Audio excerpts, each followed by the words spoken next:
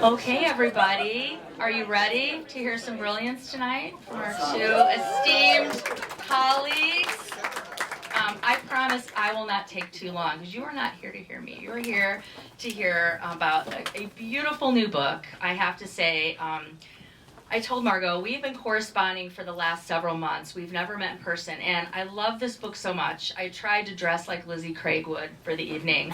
Lizzie is my shiro. But let me just give some brief introductions, and then we're going to start. It's an honor to be here tonight and to see everybody here. Thank you so much for coming out to support creative writing and brilliance. This is what I love about living in Iowa City. So I'm Christy Nabhan Warren, Associate Vice President of Research, and I oversee the arts, humanities, and social sciences.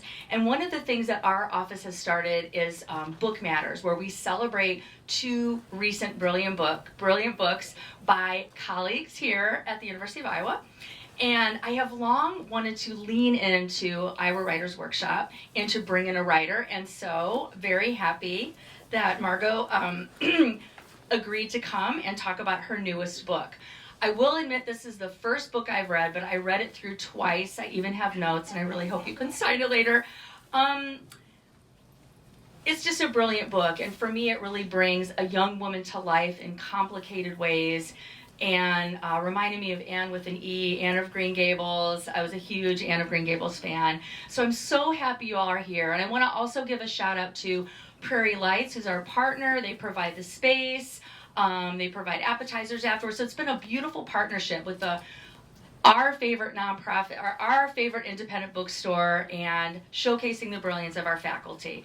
I want to give a big shout out to my colleagues, Leslie Reveau and Casely Westlake. Where are they? In the Office of Vice President of Research, for all their support in pulling this together. And Jan and Kathleen with Prairie Lights, and Sarah Ann, who's doing an amazing job tonight. So let's give everybody a round of applause. And without further ado, Margot Livesey is going to be in conversation with Samantha Chang on Margot's newest book, The Road to Belhaven. So thank you so much.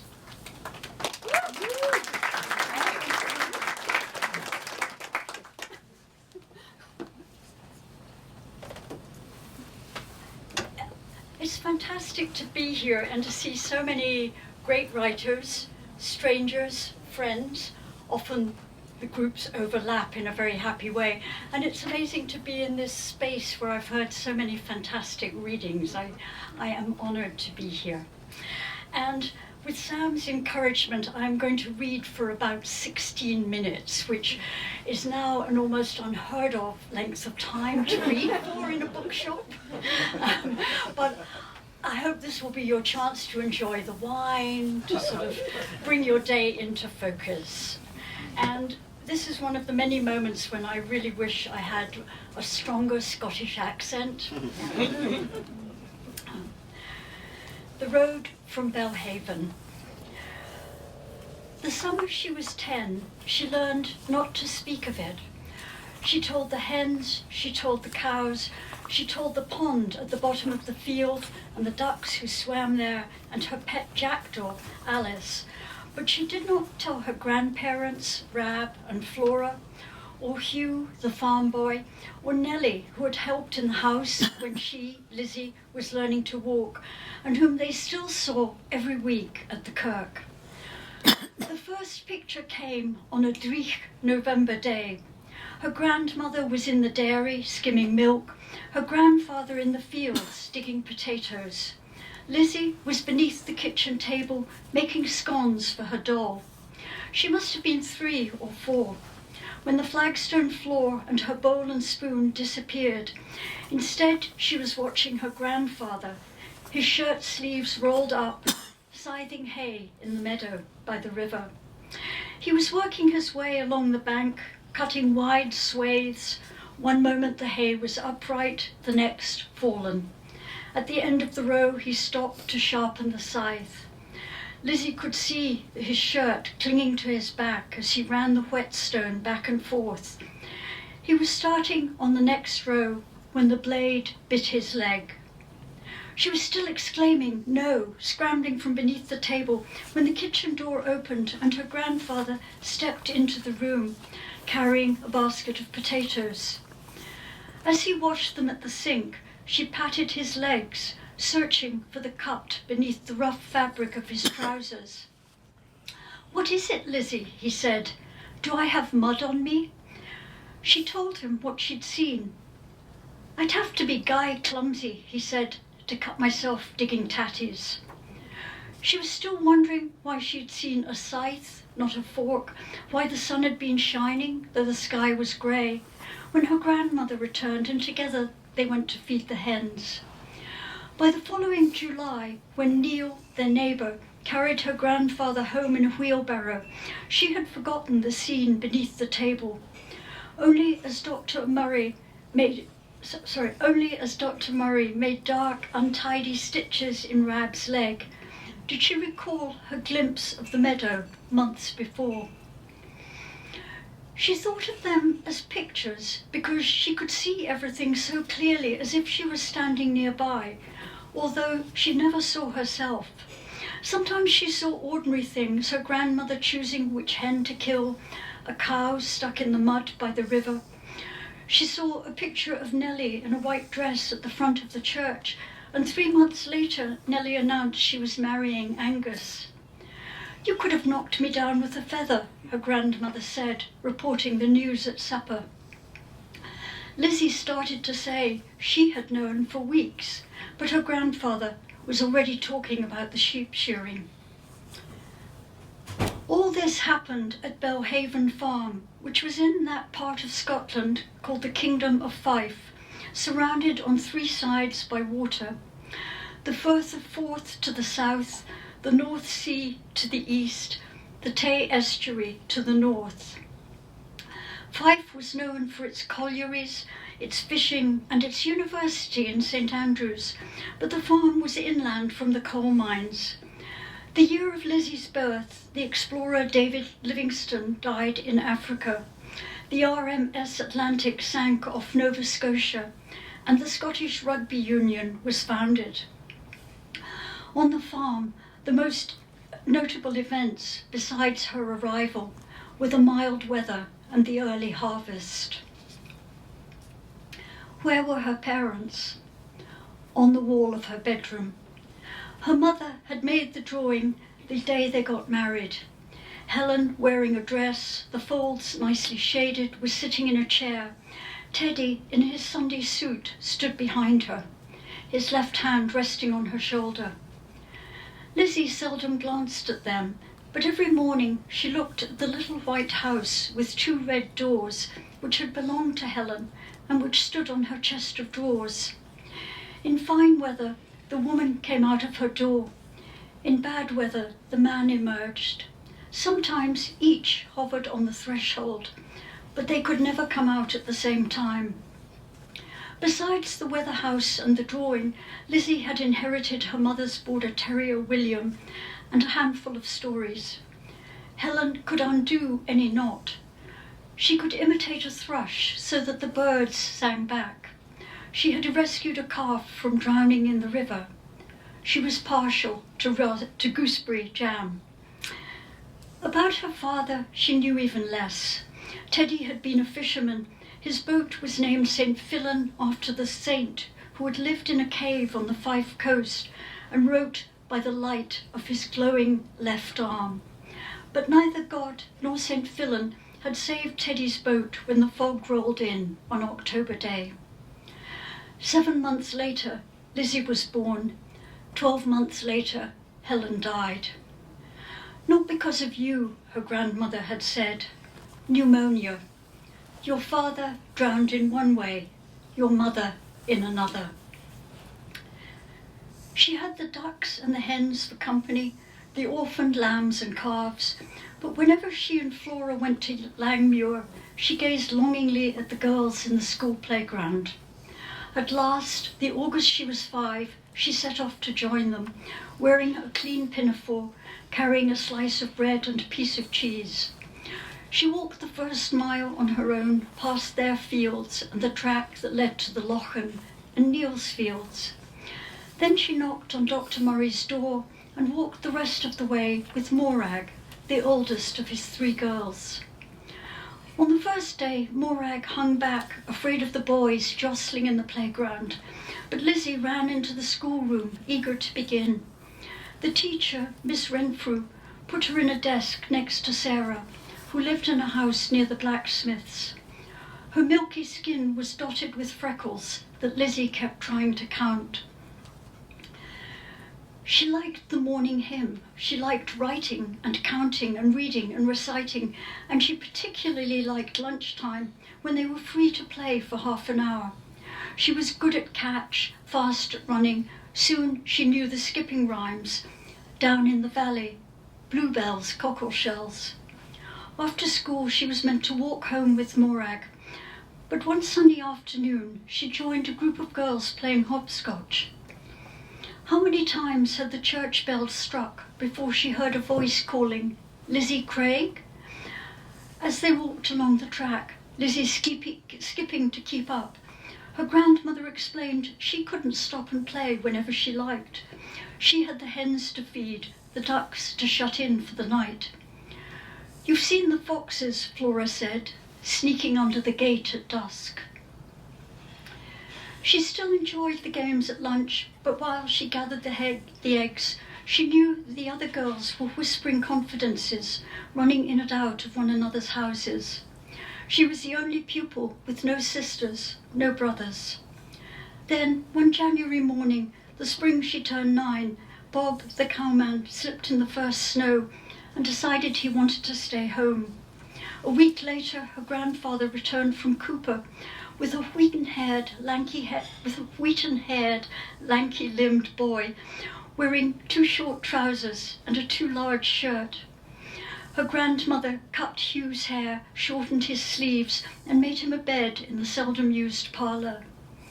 That night at supper, he said cheerfully that he was the 7th of 7 sons. His father, a tanner, referred to him as surplus labour. When he wasn't working with Rab, ploughing and harrowing, planting and sowing, Hugh helped Flora with the garden and took over the milking. He let Lizzie follow him around. He whittled her pencils and praised her drawings. The farm was no longer lonely. In May, 2 days before her birthday, she came home to find a box in the kitchen. A small bird, its black feathers just beginning to bristle, stared up at her with blue-grey eyes. Hugh had found the jackdaw under an ash tree. No parents, no nest in sight. He showed her how to feed it worms and grubs. All evening she kept the bird on her lap, feeling the sharp prick of its claws, stroking its neck feathers. "What will you call it?" said Hugh. "Alice," she said. Last winter they'd taken turns reading Alice's adventures in Wonderland aloud. Alice's eyes lightened to the grey of the Lochen on cloudy days. She learned to fly and accompanied Lizzie as she fed the hens and ducks. When Lizzie and her grandfather played cribbage, Alice tried to steal the wooden pegs. On her grandmother's birthday, Lizzie tied a little paper banner to Alice's leg. "Happy birthday, Flora." In the evenings, while Hugh milked the cows, Alice perched on a hayrack, chattering softly and ignoring the barn cats slinking around in the straw below. As soon as she had done her homework, Lizzie joined them. She told Hugh the news from school. An older boy had broken his arm and had to wear a sling. Miss Renfrew had set a surprise test on the kings and queens of England, and she had passed because he had made her recite the names so often. Hugh told her Neil was putting 2 of his hives in their orchard and would give them some of the honey. Seated on a milking stool, Lizzie leaned her head against Viola's dusty flank, took hold of 2 teats and tried to imitate Hugh's steady motions. Nothing happened. Viola shifted restlessly. "Why won't she milk for me?" Lizzie said. "You have to squeeze and pull at the same time," Hugh said, "like a calf needing its supper." She was squeezing, pulling, when Viola and the empty pail vanished. Instead, she was looking at the orchard, the apples still small and green, and there was Hugh standing beside one of Neil's hives. The bees were coming and going, their legs knobbly with pollen. Hugh was bending over a hive, lifting off the lid, as she had often seen Neil do. Then he was lying on the grass while bees, too many to count, covered his face and arms. His lips were moving, but there was no sound. She was wondering how the bees with their tiny stings could hurt Hugh when Viola swished her tail and the orchard was gone. A few drops of milk dribbled into the pail. "Hugh," she said, "will you do anything with the bees?" "No," he said, "they mind themselves. When it's time, Neil will show me how to get the honey." "Promise you won't do it without me," she said, and he did. And I'm going to skip forward to the following summer. School ended. She won the drawing prize. They brought in the hay. The strawberries ripened, then the gooseberries, the black currants, the raspberries. Lizzie picked and picked. Alice came and went, occasionally tossing a berry into the air, mostly bored. While Flora washed the fruit and measured the sugar, Lizzie washed the jars and set saucers of sugary froth on the windowsill to waylay the wasps. When the raspberry jam was finished, her grandfather said, "Red sky at night, shepherd's delight. Why don't you two go to the seaside tomorrow?" Her grandmother, before they married, had been a housemaid in St. Andrews and still missed the sea. The next morning, as soon as the milking was done, she shut Alice in the dairy and brought Acorn down to the farmyard. Hugh put the mare between the shafts and drove them as far as the hill known as Largo Law. In geography, Lizzie had learned that it was an extinct volcano, but now it was only a large grassy mound dotted with sheep. Shining to the south was the blue-grey water of the Firth of Forth. "Bring me back some pretty shells," Hugh said, "and I'll let Alice out as soon as I get home." They walked the rest of the way, her grandmother carrying their picnic, while Lizzie carried a blanket and a towel. At the town of Lower Largo, they turned east along the path that followed the shore and climbed through the prickly grass down to the beach. They spread their blanket next to a tree trunk, silvery from being in the sea, and took off their shoes. Lizzie ran down to the water, her grandmother not far behind.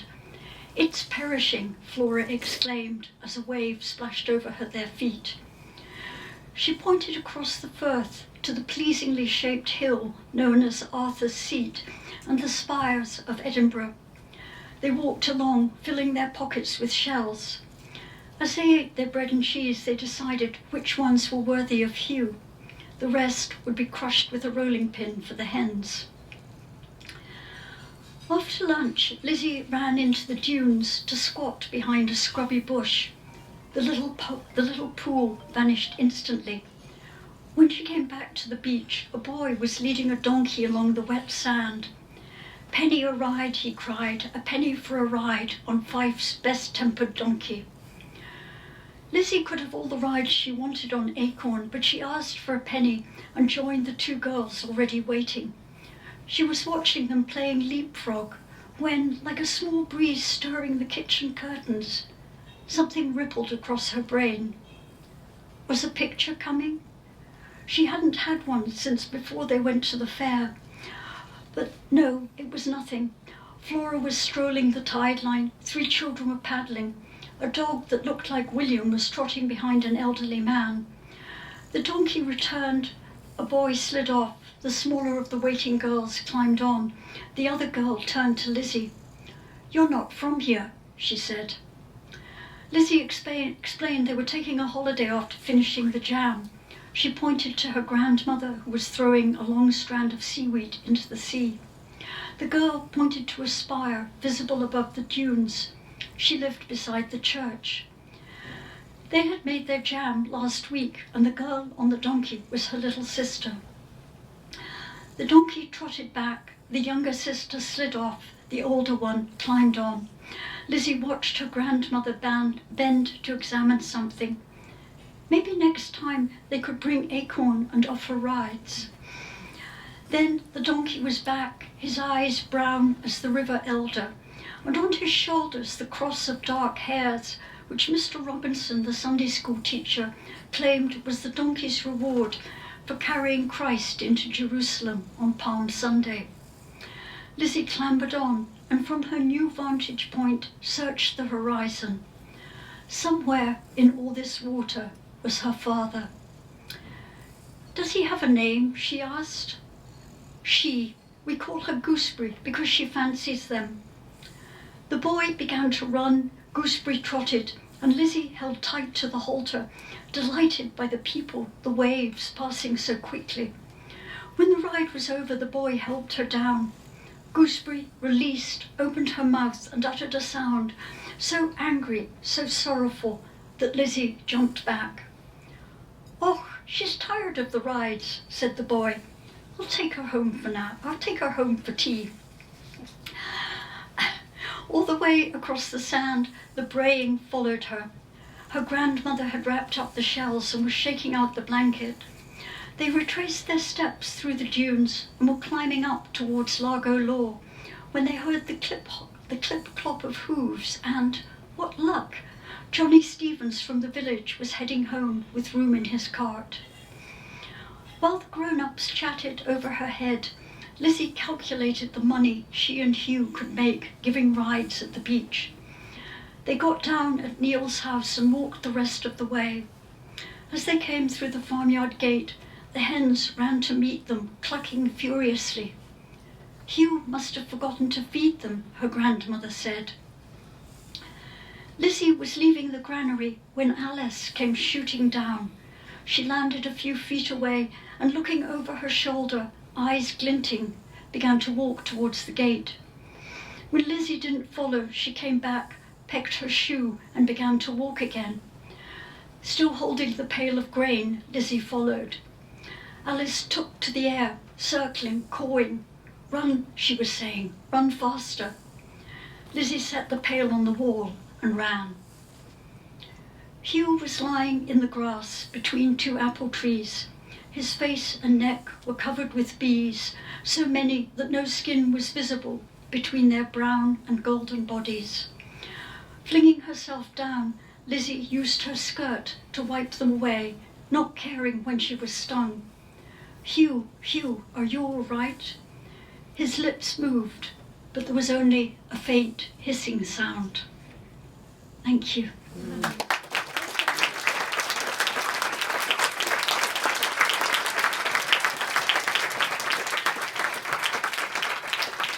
Margot, you didn't read the rest of that scene. That is such a scary scene. Okay.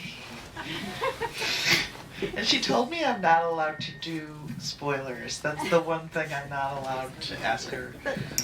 Questions that involve spoilers. But we could talk about the opening chapter and... Sure. Yeah. I know. So, I have all these questions. This is a real pleasure for me to be in conversation with Margot. So if I seem overly, sort of cheerful, that's what's going on. No one could accuse you of that. Margot was my thesis advisor, so there's something really nice about being able to be in conversation with her. And yeah, in front of all these wonderful people. So, okay. So in 2002, I'm going way back, you published a novel, Eva Moves the Furniture, in which you explore the gift of second sight, and which your late mother, Eva McEwen, possessed. Okay. So the protagonist of Eva Moves the Furniture, named Eva McEwen, receives visitations from a woman and a girl who are mysterious to her.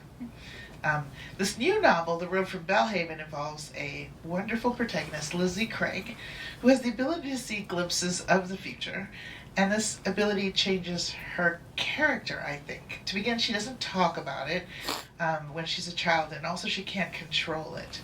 And so, is this second sight similar to the one of your mother's, or was it from another relative that you learned about in Australia? Sorry. No, mother died when I was 2.5, and my father died when I was 22. And at that point, I believed myself to have no living relatives in any meaningful sense. My parents were both only children. I was an only child. If there were people who shared my DNA, I did not know them. And that belief persisted for over 4 decades. And then through Ancestry.com, I received a letter asking, did Eva McEwen have a living child? And I wrote back saying, she did. I am that living child. And the woman who wrote this letter explained to me that I did actually have many, many relatives. They just all happened to live in Australia around Brisbane. And she was very persuasive, and the next thing I knew, I was on a plane to Brisbane to meet these people who claimed to be my relatives. And I was like a water diviner searching for water. I kept meeting people and saying, okay, you're a second cousin twice removed. Does that mean anything? Okay, you're a third cousin once removed. Does that mean anything? I kept trying to see if this thing that people had been telling me about, families, sisters, brothers, all that, Anyway, and I did feel a tiny, tiny spark with the 2 oldest members of the family, John and Gwen, who were, of course, the ones who, if anyone shared DNA with me, they shared the most. And they told me stories about my great-grandmother, Lizzie Craig.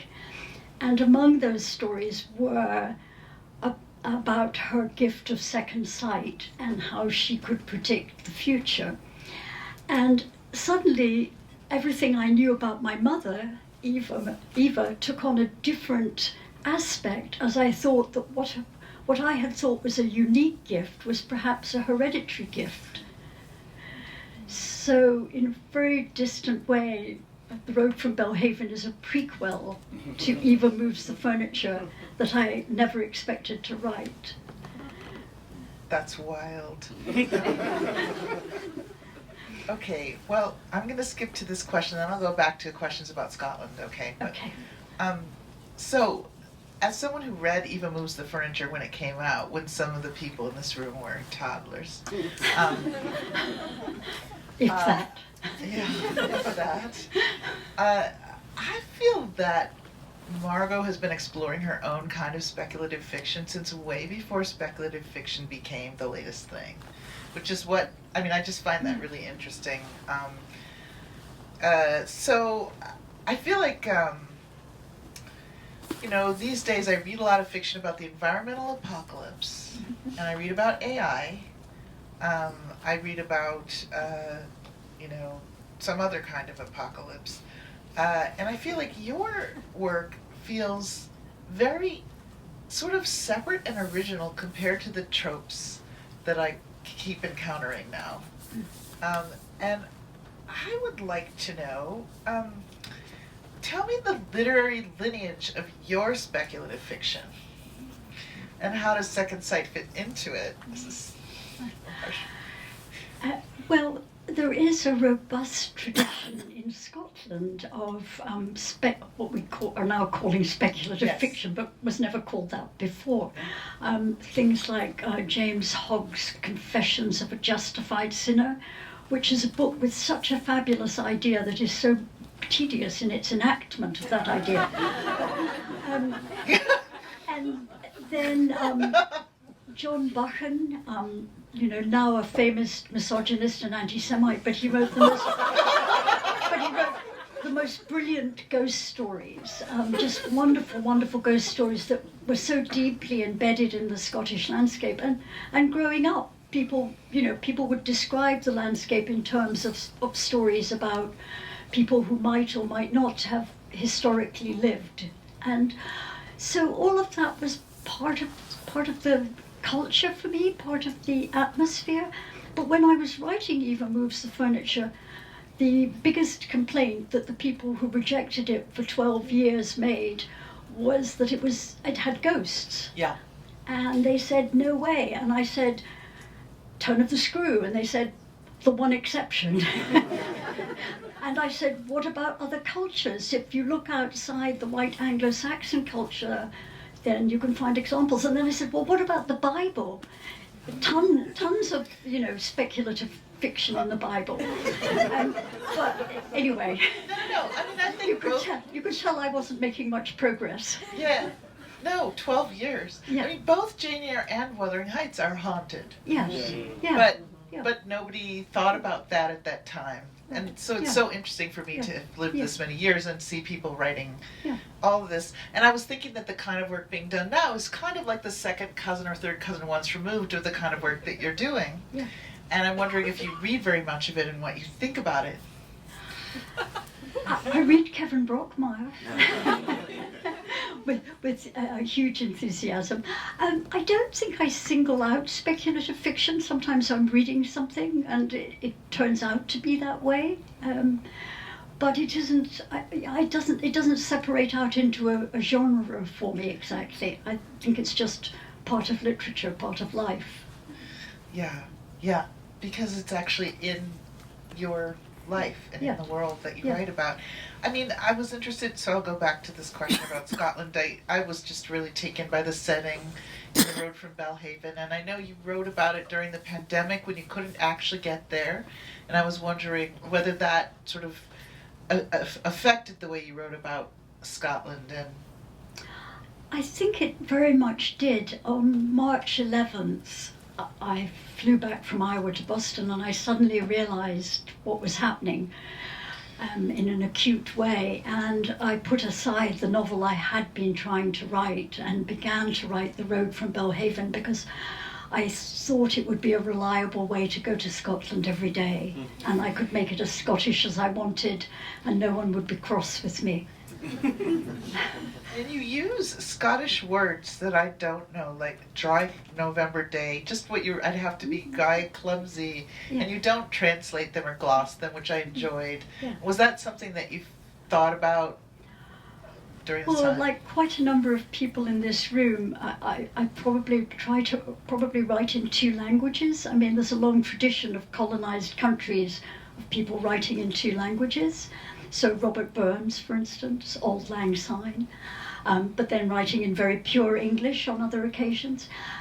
There were originally many more Scottish words in the novel, and and they fell to the scythe of various readers. But the word dreich, which appears on page 1, is one that you should all know, and I don't know how you got to be this age without knowing it. Living in the Midwest, there are many dreich days here. Okay. This was not one of them, however. This was a good day.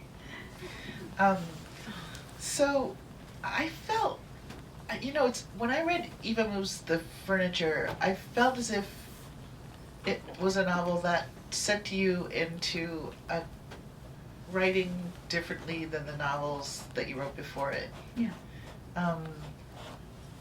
To me, the novels became bigger, and the ones that were shorter or sort of more focused became focused in a much more conscious way, I think. I'm curious to know if this book, which I think also takes a leap in time, because it's set in Lizzie's born in about 1873, I think. Yeah, a bit later, but yeah. I think Okay. I got anyway. That it really goes back in time, whether you feel like that's opening you up in some kind of way.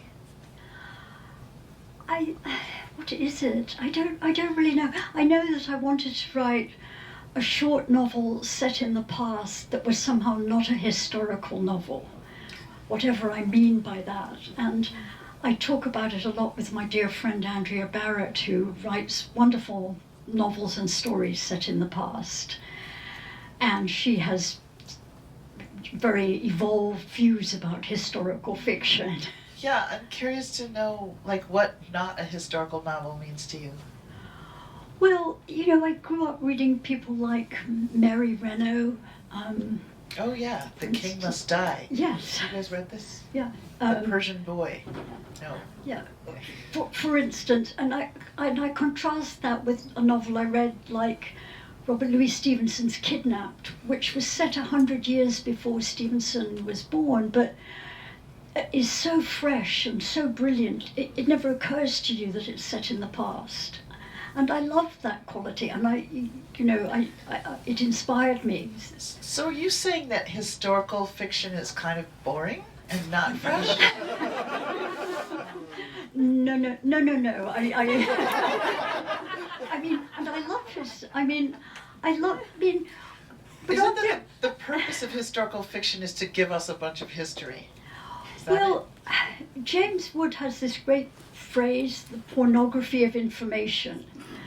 And I think I tried to write a book which resisted the pornography of information, in which you would get a sense of the world the characters occupied, but you wouldn't be overwhelmed by it. That's great. Yeah, that definitely feels this way. I mean, the choices that Lizzie faces in the book are all completely dictated by the time in which she lives, and yet you don't feel somehow oppressed by that. The seventh son of a seventh son is going to be a laborer or find his way into the world as Hugh does, Yeah. in some other way. Yeah. The oldest child is going to inherit the farm, or they and their husband, in this case. I won't give too much away, but I was really interested in the kinds of choices that Lizzie had, and yet I felt like you resisted stereotype. She's allowed to have a love affair during this era, and she gets in trouble with her grandfather, but nobody else really seems like, they're not standing around telling her she's in trouble in that way. It's interesting. Yeah. Well, I made Lizzie a very ardent reader, partly so that I would have an excuse to reread all the books I read and think about the world through that lens. But, I love the Victorian novel, but it is not actually an accurate representation of Victorian life. At one point, I think something like 1 out of every 3 houses in London was a brothel. Now that seems a lot. Think of Iowa City, as you walk home tonight. There was a rule, I think, that 5 women or more are not allowed to live in the same, dwelling in Iowa City. I think it was still around when I was a student. Oh, okay. I feel we're maybe getting off track here. Sorry. My fault. But I think what I was trying to say is, I was trying to kind of look through the scrim of the Victorian novel to try to create a more accurate picture of manners and mores and morals at that time, and how certain kinds of behavior were actually received and enacted.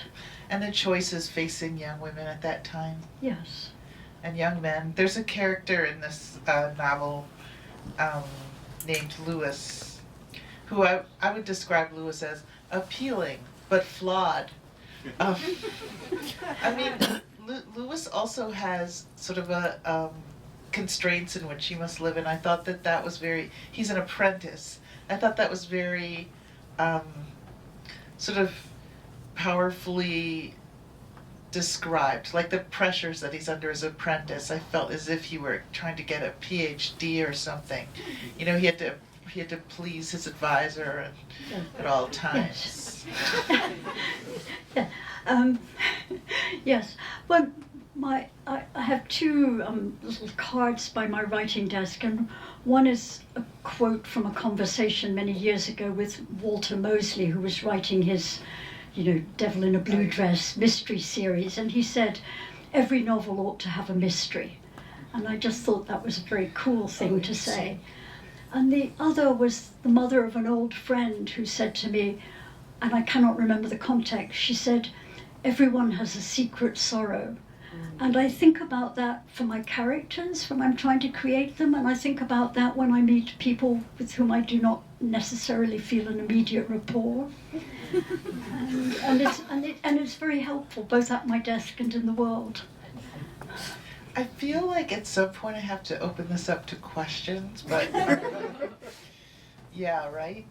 Okay. Do you want to start questions yet, or should we try another one? I have one more question. Why not one more, and that'll give people time to gather their thoughts. Yeah, this is about the sort of, I just want to say, like, the cousin of your novel would be time travel.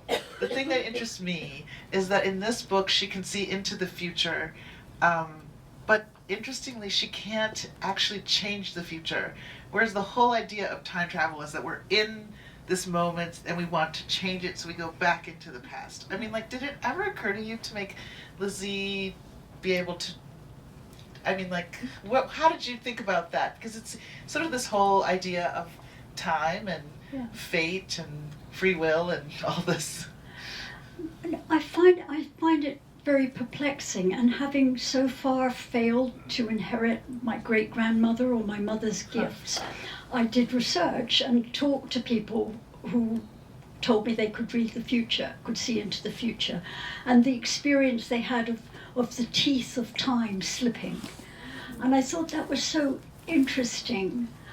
And I think, it's one of the great human longings. If only we could read the future, if only we could know what was going to happen. And if we did know what was going to happen, could we change it? Or does the mere knowing, as in, for instance, Macbeth, does the mere knowing change everything? I mean, if he hadn't met the three witches, I think we feel Duncan would still be alive. So I find the whole question very perplexing, but I've never exactly thought of it as time travel. Well, it's not. It's a different. It's like a second cousin of time travel, like what you're writing about. Yeah. It's just interesting because I'm learning now of this idea that we humans are moving forward, quote unquote, through time that's essentially non-linear. Yeah. Okay. Just interested. Okay. Okay. Questions.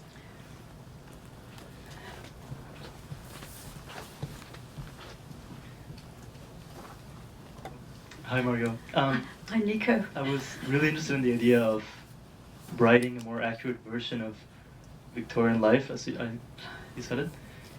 My first question was, why was that kind of a goal of the book? Was it to avoid a kind of nostalgia for the past in Victorian books? And my second question is, how did you approach this without it turning into a historical novel? Because that's how I think many people would like to give an accurate portrayal of the past. Yeah. I perhaps am trying to split hairs when I talk about historical novels. Maybe I should just say, yes, I've written a historical novel. But I think sometimes in Victorian literature, it can seem like people are punished too harshly, that people, and particularly women, have too few choices. And I rebel against both of those things. So I wanted to write a novel in which a woman has the limited choices of that period, but also has a certain determination of freedom of will, if you like. More questions? Hi, Margot. Hi, Sam. Hi, Derek. So I really love the quote about every character having a secret sorrow, and it reminds me of something that Meryl Streep said, when she starts to think about her characters that she plays, she in order for her to enter the character, she thinks of them as having a secret. And an example she gave was the character she played in Kramer versus Kramer. She says, when the wife leaves the husband and says, "I don't love you anymore," in fact, her secret is that she never loved him. And that's how she was able to enter the character. So I'm really interested in some of the secret sorrows that, like, some of your characters have in this book and in other books, because I've read all your books, So. Was that a question? Could you share some of your character's secrets? No, thank you, Derek. I'm just stalling for time here, trying to think what I'm prepared to talk about. Well, I think in the last novel I wrote, The Boy in the Field, that was an attempt at a quest novel, if you will. And each of the characters was governed by a possibly not entirely reliable feeling that they were setting out on a journey to uncover an accident, to find romantic love, to find their birth mothers. So, probably in that novel, the secrets were how deeply they wanted these things and how seldom they admitted that desire. That's not a very good answer. I'll text you at about midnight with the answer. I'll be waiting. Okay.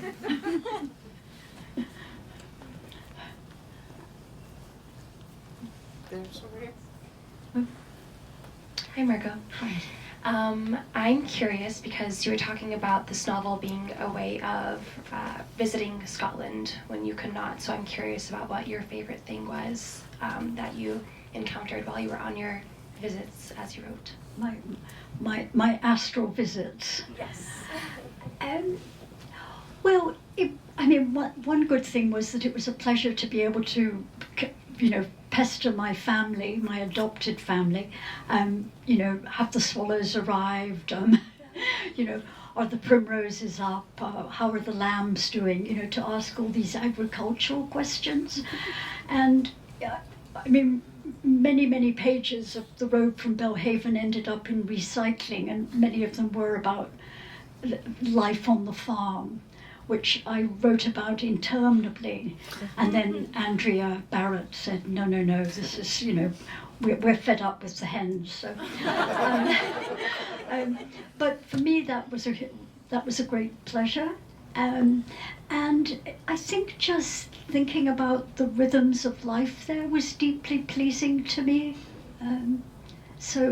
But you too write about foreign countries, so you probably know what I'm talking about.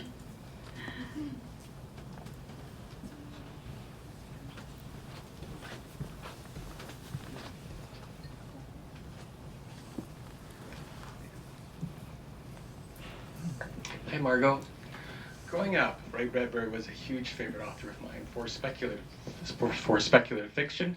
I was just wondering, did you read Ray Bradbury? Were you interested in his writings at all? I'm sorry, interested in who? Ray Bradbury. I've probably read about 2 things by Ray Bradbury. I'm very ill-informed about him. But if you want to talk about Thomas Hardy, I could do that.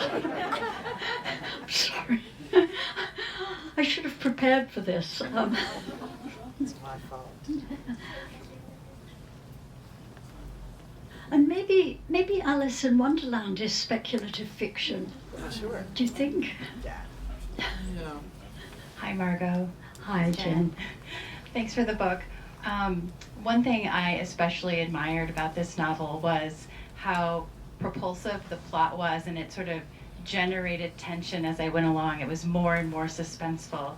And I was wondering if you could speak a little bit about plotting in your writing process, how you sort of decide what happens next, or if a lot of it's happening in revision.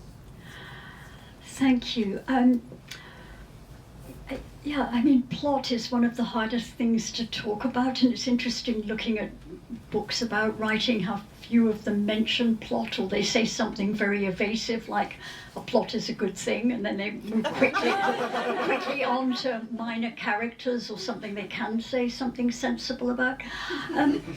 Well, for a while the novel had a beginning and it had a destination, and it didn't really have any middle. It just had endless agricultural life. And then I read a wonderful book by Diane Johnson called it's not called The Other Mrs. Meredith, but it's something about Mrs. Meredith. And I suddenly thought, oh, that's what I need. And as soon as I introduced one more character, I suddenly began to have a plot.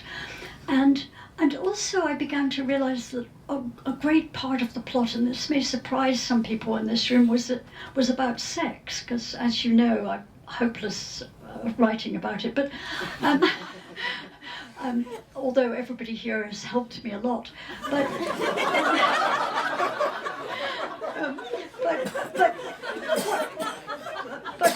what really interested me was the way in which when you're a child, you feel you understand life, and life is so passionate, like King Lear every day. I mean, and you understand everything, and you have great clarity. And then suddenly you cross some sort of line, and you discover there's this dark river running under everything, and that the people you thought were rational human beings who were facing true north are actually being governed by various magnetic norths and going in all kinds of different directions because of this thing, sexual attraction.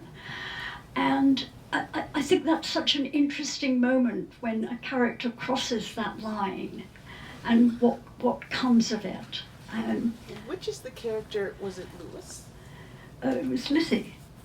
No, the one that you introduced and then suddenly you got the bug. Kate. It's Kate. Yeah. Interesting. Yeah. So I think that once I started thinking about that moment and about how it begins to change everything as you begin to grasp what understands adult choices, then the novel opened up in a number of ways. And also thinking about the fact that the latter part of the 19th century was, of course, the great age of industrialization, which for many young people living in the countryside opened up possibilities that had never previously existed.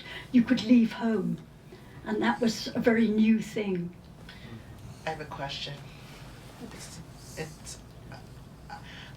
Okay, so the thing that I admire about you, I have many things about you, but you've written and you've published 10 novels. They're all really good. You keep doing it. But what it sounds to me like is that you're more open to people's suggestions, readers' suggestions, than a lot of people I know, plus myself. Someone will say this plot isn't working, and you'll change it without getting really upset. Or do you get upset? That's the question. Do I get upset?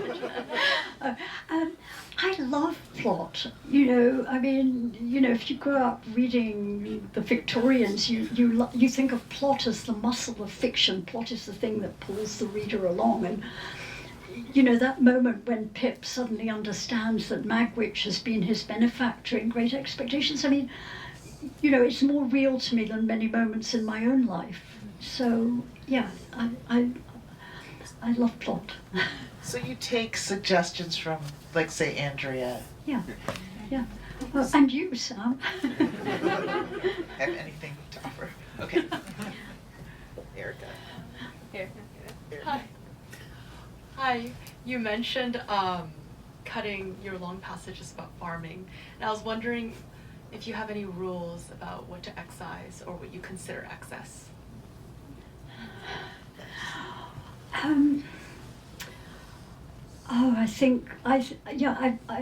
really try to take to heart what Elizabeth Bowen said, that the greatest sin in a novel is irrelevance.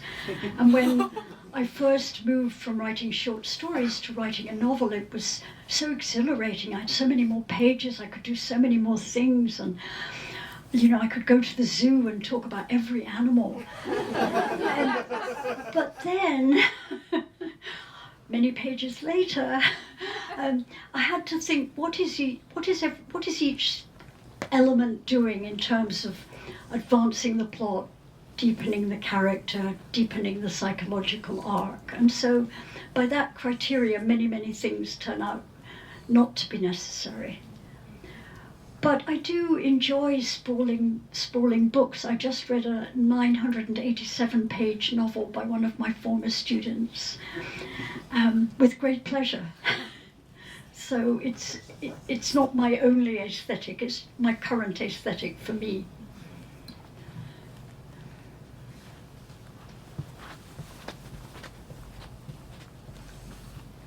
Hi, Margot. Hi. So lovely to hear you read. Thank you.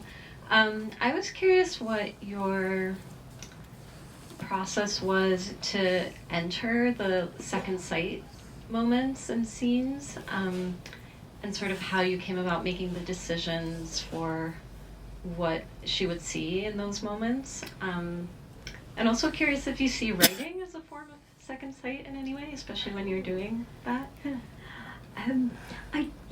I do see writing as a form of second sight, sometimes extremely limited, and sometimes rereading feels like that when I'm rereading something that I don't quite remember and something I think, oh no, Romeo and Juliet are both going to die, you know. I'm swept away by grief. I tried to, I talked to the people I interviewed about what the moments felt like and what kinds of moments they had. So some of it came from those conversations. And I tried to think of giving the passages a kind of clarity and a kind of special physiological experience that would accompany them, that would sort of italicize them, if you like, was what I was trying to do.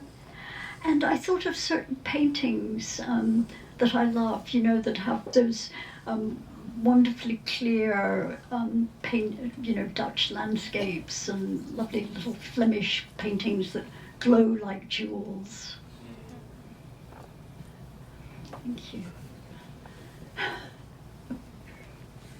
Hi, Margot. Thank you for this. This has just been so fun to listen to. I have a question about stamina. Because I've been thinking, you know, as someone who is sort of getting oriented inside of my life as a writer, like just writing more books.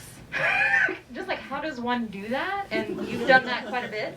And I guess I'm just wondering if you could talk a little bit about like stamina and maybe pleasure and drive, like in the writing, like what feels good about it and why you do it. I mean, we're grateful.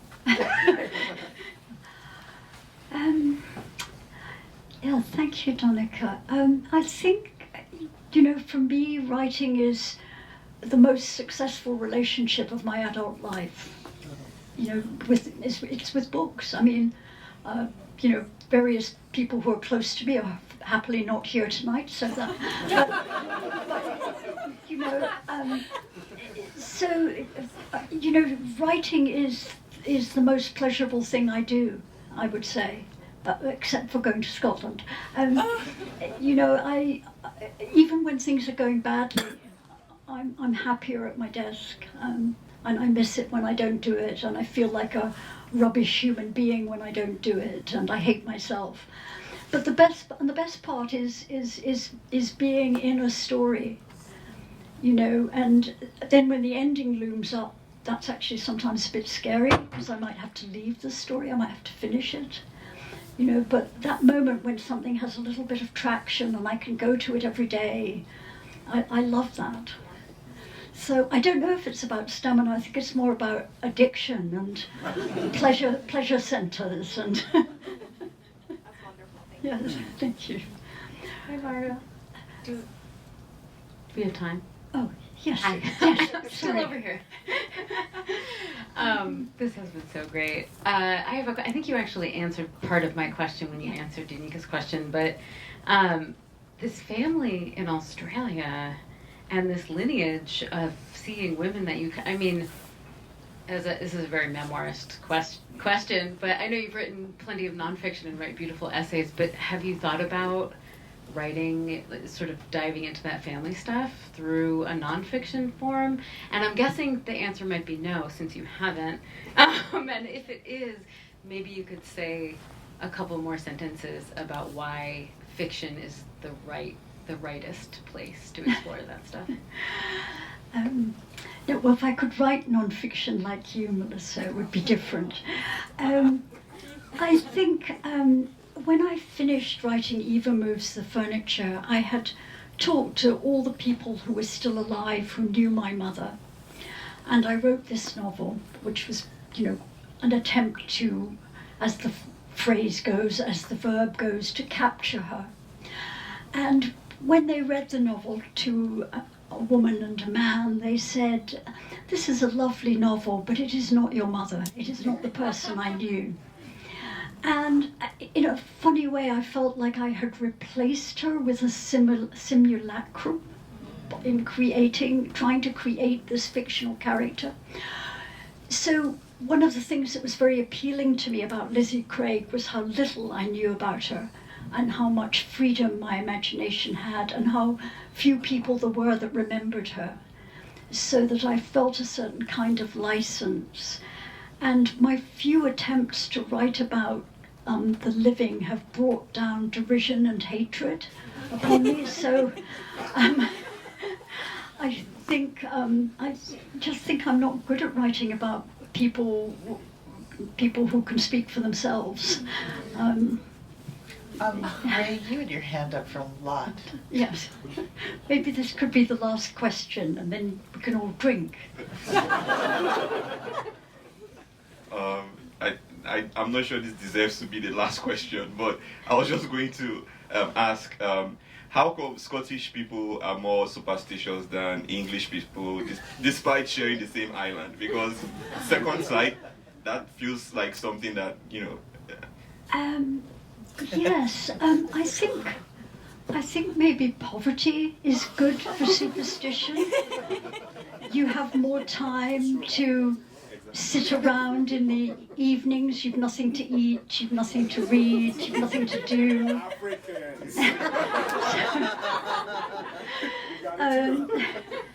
But there are plenty of superstitions in England. It happens that, I grew up in Scotland. Perhaps if I'd grown up south of the border, I'd have a different legacy.